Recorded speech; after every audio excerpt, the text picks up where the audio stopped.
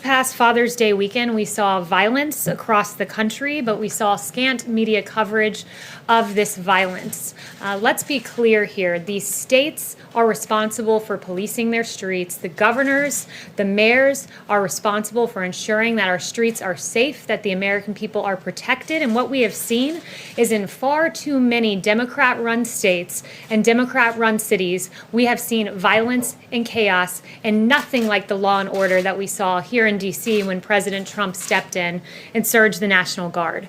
In Chicago, for instance, we saw over 100 people were shot and 14 tragically killed, including a 3-year-old was among the victims.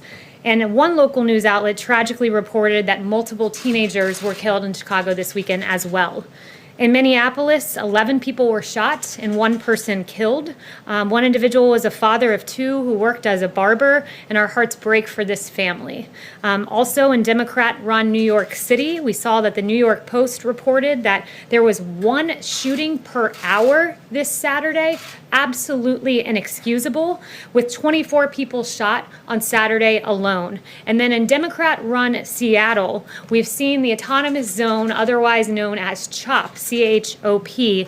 1 person was shot and killed in this autonomous zone run by radical anarchists. And also, we saw another shooting there yesterday as well. And Democrat mayor of the city called CHOP, quote, the summer of love. But it has been nothing of the sort, clearly, with 2 individuals shot, 1 person shot and killed. When the only constant in life is change, you need to be ready. This is the Man-Made Survival Show.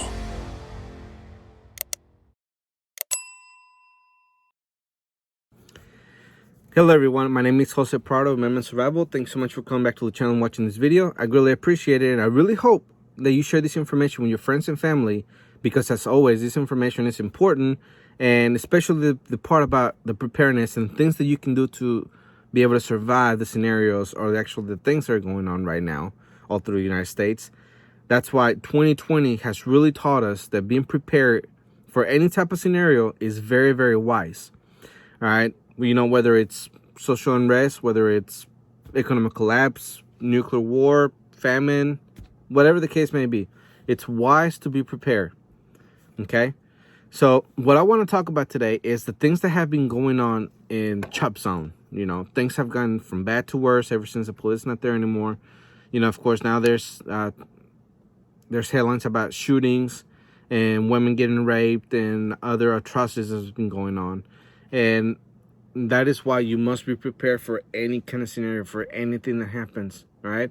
But before I go any further, I want to remind you about the store that we just opened, which is manmadesurvivalstore.com. Again, that's manmadesurvivalstore.com, all right? And in there, you can find this little beauty right here. All right, this is from our 4th of July box that we're promoting, and this would be a perfect gift for the patriot in your life or anyone who loves this country as much as I do, because I really love this country. All right, this knife is from Smith & Wesson, and it has our name on it and our statement mission to remind you to be always ready. All right, so when you make a purchase from a store, you can rest assured that you're helping a homeless organization, or you're helping the orphanages, all right? Because that has been something that God has put in my heart, that I want to help orphanages, because not a lot of people think about what would happen to all those children if, you know, the scenarios that we talk about here regularly happen, such as nuclear war and EMP or something of that magnitude. You know, what would happen to those children? And that's something that I want to get involved in, and I could only do that with your help. So I encourage you to go to the Man-Made Survival store and buy something from there, so you can help us help them and teach them the stuff, you know, the ways of survival, and be able to be self-reliant if something like that was ever happen. But anyways, let's go ahead and get into what I want to talk about today. So we know what's going on, right, in Seattle. It's been news every day pretty much for the past 2 weeks, ever since the Chaz turned into CHOP and everything that's going on in it. So I don't have to recap, you know, because we all know what's going on.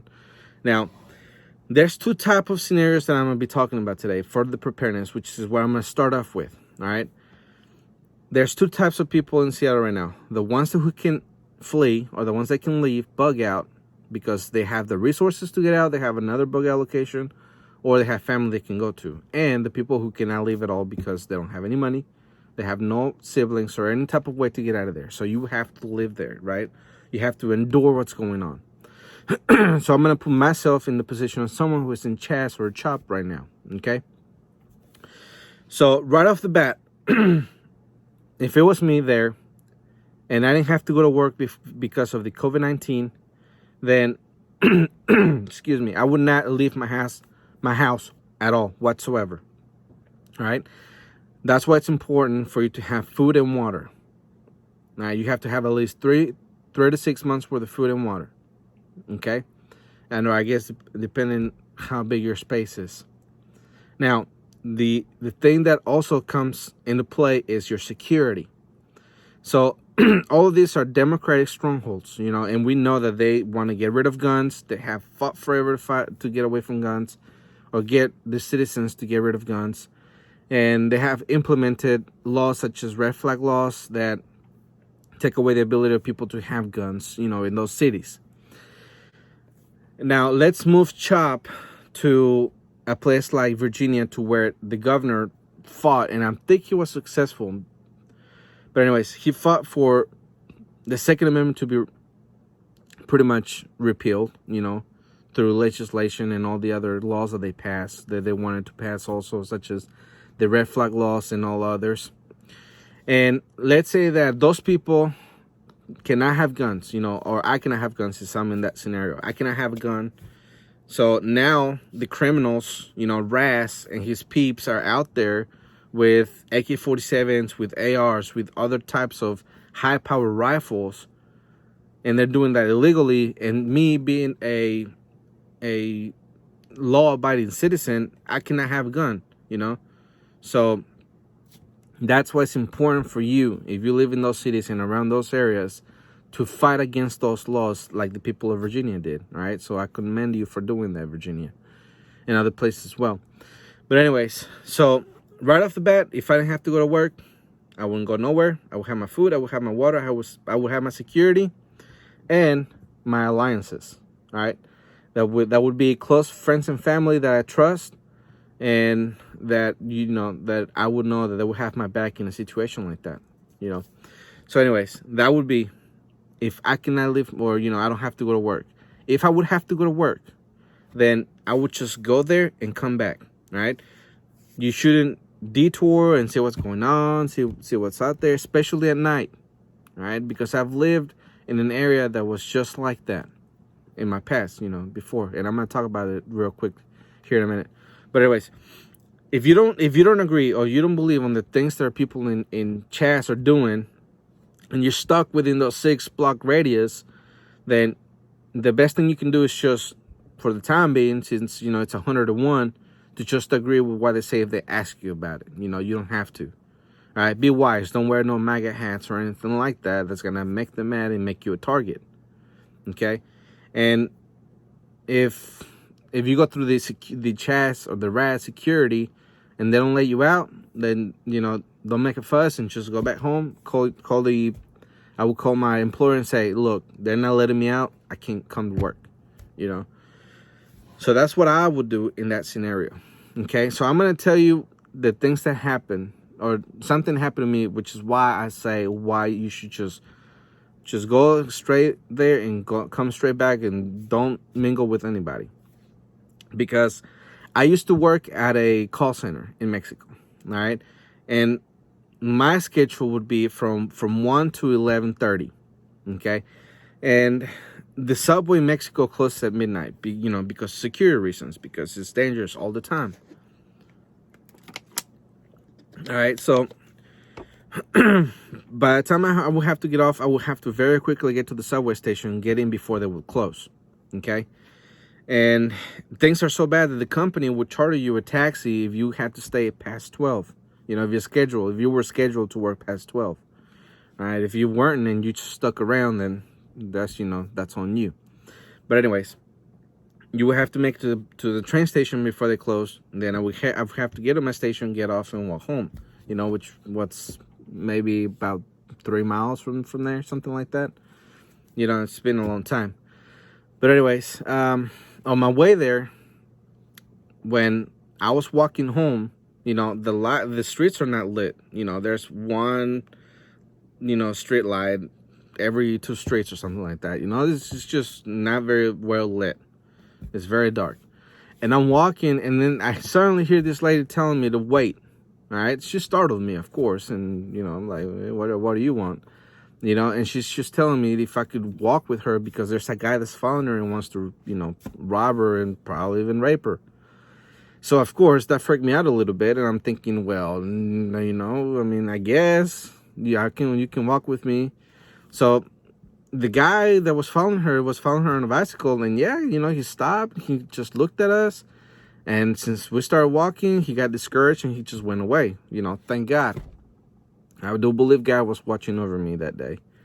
And then, once that person left and the lady got to her street, then she just left. All right. So I'm walking. And then I think it was like 3 blocks down the road, a guy in crutches comes around the corner. He startled me too because, the streets are not very lit, and he pretty much suddenly came out. So he stops me and he asks me if I have some change for him to be able to get on the train station so he can go home. And he said the reason he's asking me for money is because he just got mugged. He said, like, I literally just got mugged. I don't have any change on me, and I want to make it home. So, of course, that freaked me out, too. And I gave him, some change, enough for him to be able to get in the station before they close and go home. And then after that, I pretty much just went across the street, and I just walked as fast as I could until I got home. All right. That was my experience. I have other stories like it. And all right, I'm gonna give you this one real quick. This one happened to my brother. All right, same company we're working at, and same street that we would walk through. But he would get off at a different time than I would, so I would have to make it home before him sometimes. But anyways, he was telling me that when he made it home, or when he was gonna go home, that the street that we will normally walk through, one day there was the police out there, and they were doing pretty much like a roadblock, like you will see here. And in Mexico, roadblocks for cops is pretty much they're stealing people's money, like you gotta pay your fee to get through. But not this time. This time they were patrolling the area because there was a lot of kidnappings going on in that very same street that we were at, that we will walk every day. And when he told me that lady came into mind, because more than likely that lady was getting ready to be kidnapped, which of course, that freaks you out a bit more. All right. So coming to the United States, living from a place like that, you appreciate the United States of America a whole lot. Okay. Especially in the area that I live, that is very relaxed, very, very peaceful. I love it. That's why I love this United States of America, and that's why I say that it's the best country ever. Okay, because I don't have to worry about being kidnapped. I don't have to worry about being robbed and all those things. That's why I want to help preserve this country the best way we can. All right. So I hope that makes you understand a little bit why I say that if you live in the chop zone, you just go straight from work and straight back. Don't talk to anybody. Don't wander. Don't detour. Especially at night, just go straight home, lock your doors, and call it a day. Okay? Especially if you have small children. Because the people out there, the crazy people out there, they're doing their own thing, and they don't care if they harm you or not. All right? So we're going to go ahead and get into the articles that I have for you today. All right? And just to recap real quick, just in case I skipped anything that I was thinking about because of the story that I just told you. Don't go anywhere. Have your food and water ready. Have your security, and have your alliances secured. Okay? They're going to help you protect your family and your property. And they're going to make sure that nobody messes with you. All right? Especially if you're just locked in and you don't talk to anybody and don't mess with anybody. That's pretty much anything. That's the only thing you can do. If you cannot get out of the city, you don't have the funds, and you don't have any family to flee. All right? If it was an invasion, it would be different because everywhere is getting blown up, so you must flee. But that's not the scenario we're talking about today. All right, so real quick, there's the first headline. Second shooting in Seattle's Chop Zone leaves one in critical condition. This from the Epoch Times. And I have a video for that. Here it is. Not able to join us today, I thank all of you for your continued support of your Seattle Police Department. But we cannot move forward as a community, as a city, or a police department unless all of us are working together. I would like to provide first a recap of this weekend's events and then move on to what the mayor talked about re-envisioning and reimagining policing in the future, and Seattle leading the way on that. So 3 people were shot in the course of 48 hours in Capitol Hill, in the area known as the CHOP. The first shooting happened early Saturday morning. A 19-year-old man was killed, and a 33-year-old man still remains hospitalized in critical condition. Last night, gunfire erupted again, and a teenager was shot in the arm.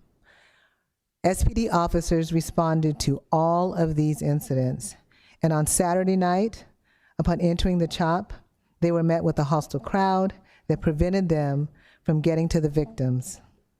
Because we couldn't guarantee the safety for the first responders to enter, neither officers or medics were able to get there and treat the wounded.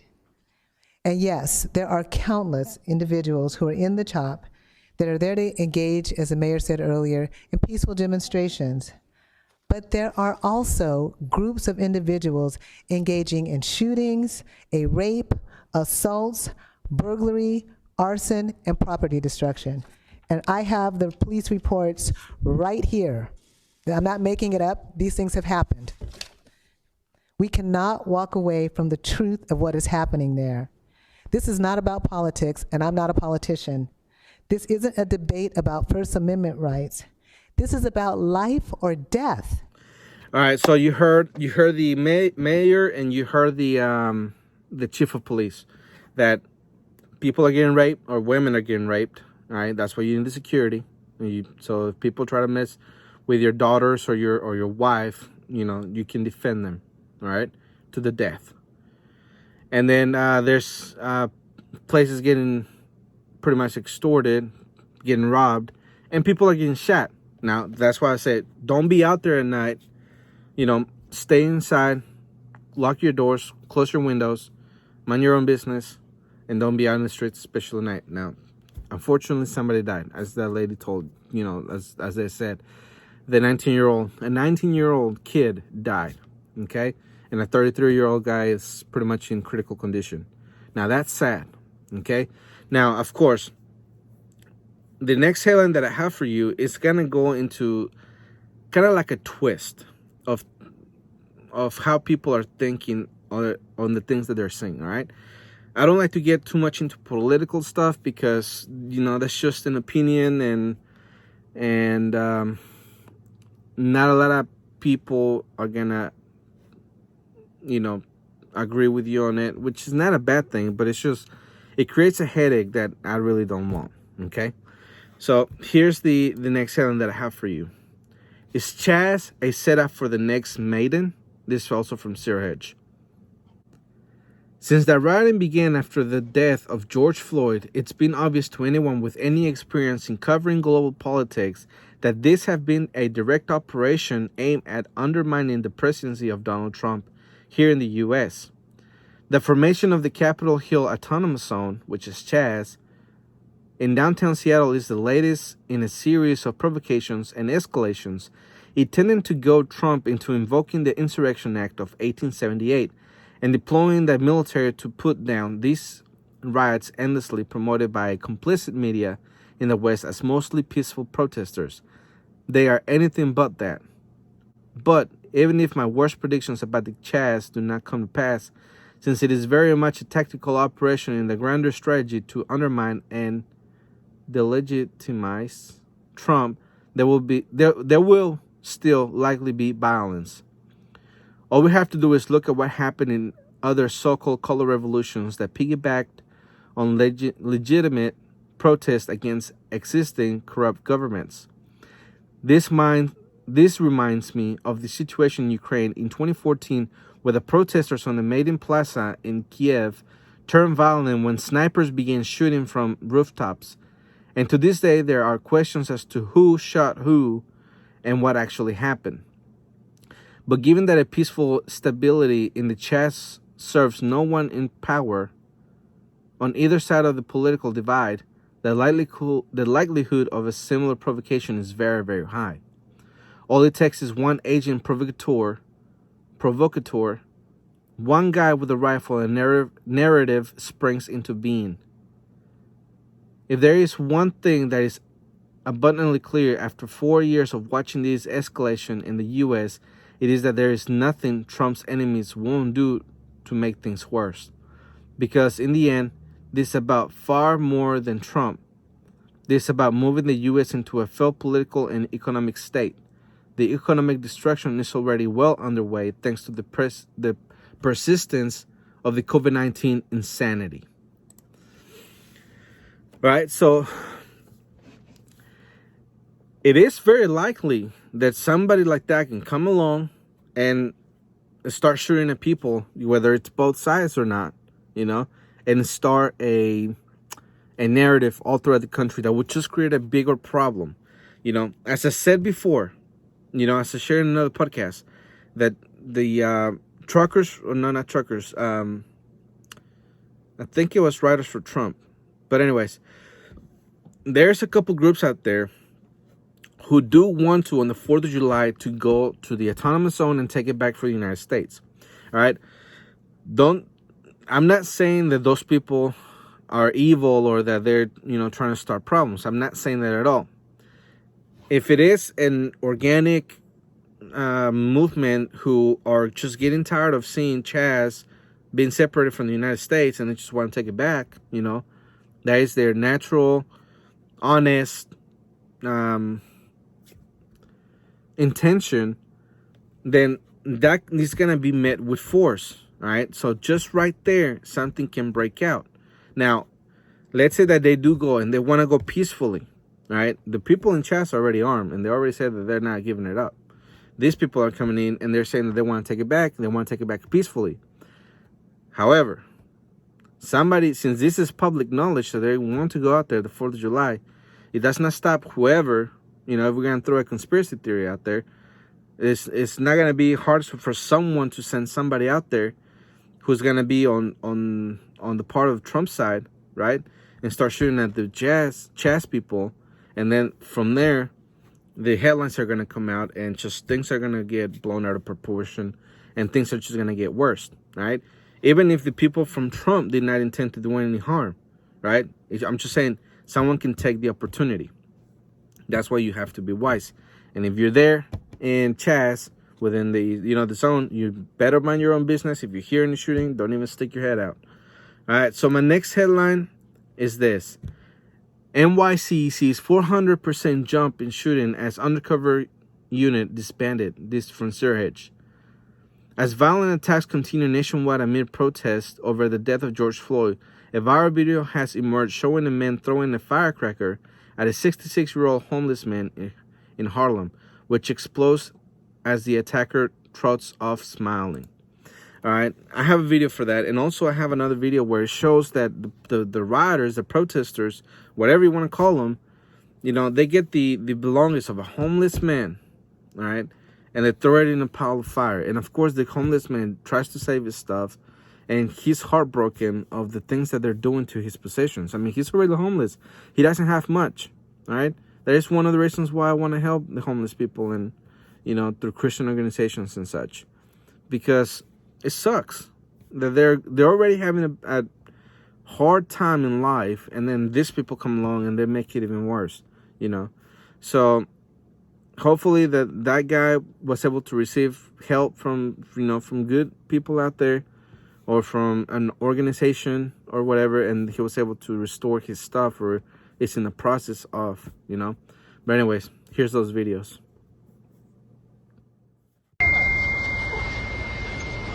Oh no! Oh! Oh! Oh!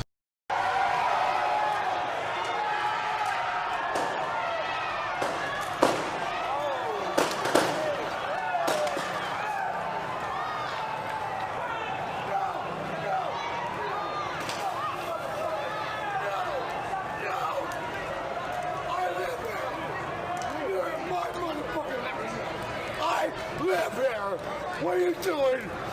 What the fuck are you doing? All right, so like I said, it's unfortunate these people are acting this way against homeless people. I mean, if you're gonna do something like that, just do it to the resistance or something. Don't just be a douchebag, or you don't be garbage person and do that to a 66-year-old homeless person and burn the stuff of the other person. I mean, that makes me sad when I see something like that. That how evil people can be. And even if the firecracker didn't do any harm to the dude, just the intention of your evil is it's there, and it really sucks.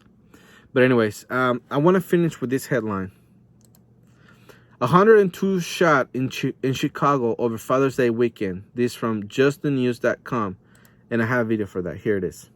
Here, the states.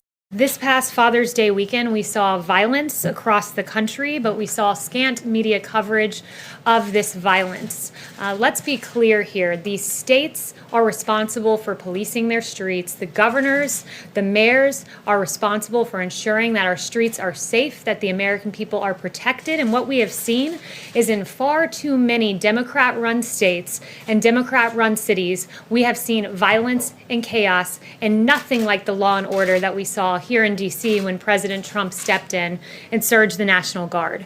In Chicago, for instance, we saw over 100 people were shot and 14 tragically killed, including a 3-year-old was among the victims. And one local news outlet tragically reported that multiple teenagers were killed in Chicago this weekend as well. In Minneapolis, 11 people were shot and 1 person killed. One individual was a father of 2 who worked as a barber, and our hearts break for this family. Also in Democrat-run New York City, we saw that the New York Post reported that there was 1 shooting per hour this Saturday, absolutely inexcusable, with 24 people shot on Saturday alone. And then in Democrat-run Seattle, we've seen the autonomous zone, otherwise known as CHOP, C-H-O-P. 1 person was shot and killed in this autonomous zone run by radical anarchists. And also, we saw another shooting there yesterday as well. And Democrat mayor of the city called CHOP, quote, the summer of love. But it has been nothing of the sort, clearly, with 2 individuals shot, 1 person shot and killed. All right, so there you have it. Since the whole movement of defund the police has come about, police officers have not, as far as I know, in Atlanta, they did not show up for about 3 days. And, things got a little crazy there too. The chief of police was asking desperately for other departments around Atlanta to help, and nobody would.